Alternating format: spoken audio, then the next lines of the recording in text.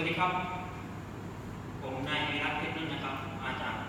คณะชั้นวิชาอุตสาหกรรมและเทคโนโลยีนะครับสาขาวิศวกรรมอิเล็กทรอนิกส์และโทรคมนาคมวันนี้จะมานำเสนองานวิจัยเรื่องชุดสื่อการสอนการส่งสัญญาณภาพและสัญญาณเสียงผ่านใยแก้วนะครับซึ่งเป็นผลงานของอาจารย์ธนตพุทธอาจารย์ศักดิ์ชัยตันติวิวัฒน์อาจารย์กรพัฒน์เฉลิมวงศ์อาจารย์วรดิมศิริวงศ์มหาวิทยาลัยเทคโนโลยีราชมงคลศรีวิชัยนะครับซึ่งขั้นแรกเราก็ไปดูบทคัดย่อก่อนนะครับซึ่งบทคัดย่อโครงการวิจัยนี้เป็นการศึกษาและสร้างชุดสื่อการสอนการส่งสัญญาณภาพและสัญญาณเสียงผ่านเส้นใยแก้วนำแสงครับซึ่งได้นำเอาสัญญาณภาพและสัญญาณเสียงจากสัญญาณเอาท์พุตของเครื่องเล่น VCD โดยสัญญาณภาพที่มีขนาดแบนด์วิดต์กว้างมากสามารถส่งผ่านได้เลยแต่สัญญาณเสียงนั้นมีขนาดแบนด์วิดต์ที่น้อยและแคบนั้นจะทำการวัดวิเดตทางความถี่ก่อนนะครับแล้วจึงส่งและผ่านวงจรการขยายหลังจากนั้นแล้วก็ทำการรวมสัญญาณภาพและสัญญาณเสียงเข้าด้วยกันก่อนจะส่งต่อเข้าวงจรแปลงสัญญาณไฟฟ้าเป็นสัญญาณแสงเพื่อส่งผ่านเข้าเส้นใยแก้วนำแสงไปยังภาคลับครับเราก็มาดูบล็อกไดอะแกรมพื้นฐานของระบบสื่อสารทางแสงกันนะครับซึ่งมาดูบล็อกแรกทางซ้ายมือกันก่อนนะครับซึ่งจะเห็นว่าเป็นสัญญาณอินพุตนะครับอาจจะเป็นสัญญาณของข่าวสารก็ได้หรือว่าสัญญาณเสียงหรือภาพจากนั้นก็ไปเข้าบล็อกโมดูเลเตอร์นะครับซึ่งเป็นการรวมสัญญาณพาเข้ากับสัญญาณข้อมูลนะครับหลังจากนั้นก็ไปเข้าบล็อกแหล่งกำเนิดแสงนะครับเพื่อแปลงจากสัญญาณไฟฟ้าเป็นสัญญาณแสงนะครับแล้วก็ผ่านสายใยแก้วนำแสงนะครับไปยังฝั่งตัวรับนะครับตัวรับแสงจะทำการ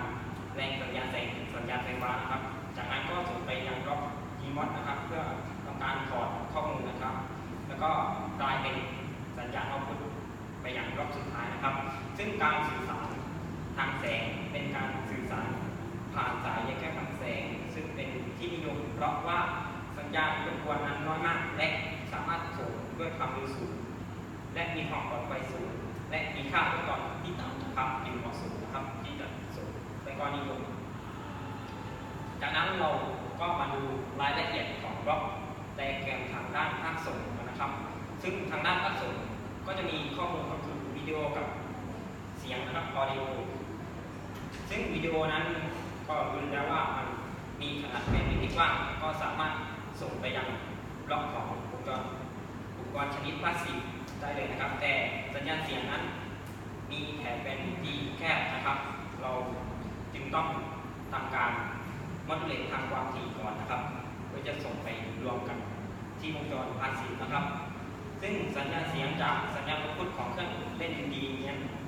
มีแบนด์วิดต์กว้างมากสามารถส่งได้เลยส่วนสัญญาณที่มีขนาดแบนด์วิดต์แคบนั้นจะทำการวัดวิเดตทางความถี่ก่อนทำการรวมสัญญาณกับสัญญาณภาพนะครับจากนั้นก็ไปยังบล็อกสุดท้ายนะครับเป็นบล็อกที่แปลงสัญญาณเสียงเป็นสัญญาณแสงนะครับจากนั้นเราก็ไปดูบล็อกไดอะแกรมทางด้านฝั่งรับกันบ้างนะครับซึ่งแสงที่รับมานะครับมาเข้าบล็อกแรกนะครับ E ทับ O นะครับคือแปลงสัญญาณไฟฟ้าเป็นสัญญาณ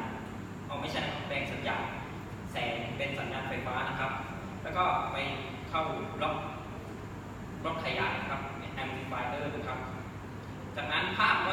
ถูกกรองด้วย low pass filter นะครับคือกรองความถี่ต่ำผ่านแล้วก็จากนั้นก็ไปกลายเป็นสัญญาณวิดีโอเลยครับมาดูทางด้านฝั่งข้างล่างกันบ้างนะครับ RF amplifier นะครับก็คือสัญญาณที่ผ่านวงจรความถี่ต่ำผ่านแล้วซึ่งให้สัญญาณภาพผ่านไม่ได้เหลือแต่สัญญาณเสียงที่ถูกลดทอนลงไปมากจึงใช้วงจรความถี่วิทยุเพื่อให้สัญญาณเพียงพอที่จะดีมอดูเลตได้นะครับซึ่งพอผ่านวงจรขยายความถี่แล้วนะครับก็จะกลายเป็นสัญญาณเสียงนะครับซึ่งสามารถนำไปใช้งานได้เลยครับจากนั้นเรามาดูสัญญาณภาพนะครับก่อนส่งและหลังส่งนะครับ เรามาดูภาพทางด้านซ้ายมือก่อนนะครับก็คือภาพก่อนส่งนะครับ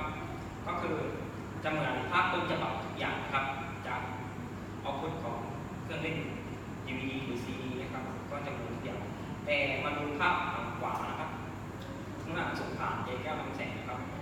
เป็นภาพฝั่งขวานะครับเราก็จะเห็นว่าภาพจะมืดๆว่าอาจจะดูไม่ค่อยแตกต่างครับเราไปดูสรุปกันเลยนะครับเพราะว่าภาพมันดูไม่ชัดนะครับมาดูสรุปกันเลยนะครับจากการทดลองส่งสัญญาณภาพและสัญญาณเสียงนะครับผลที่ได้ก็คือในเรื่องของสัญญาณภาพเป็นที่น่าพอใจนะครับก็คือสัญญาณภาพที่เครื่องรับโทรทัศน์ไม่ล่มไม่เยื่อนนะครับแต่ความชัดเจนของภาพนะครับไม่สงสัยเหมือนสัญญาณภาพก่อนที่จะส่งในส่วนของสัญญาณเสียงก็จะลดคุณภาพต่ำลงนะครับแต่ถ้าทำให้สัญญาณแรงขึ้นก็จะทำให้ไปรบกวนสัญญาณภาพได้นะครับและเช่นเดียวกันก็คือถ้าหากปรับความแรงของสัญญาณภาพให้แรงขึ้นก็จะไปรบกวนกับสัญญาณเสียงเช่นเดียวกันนะครับ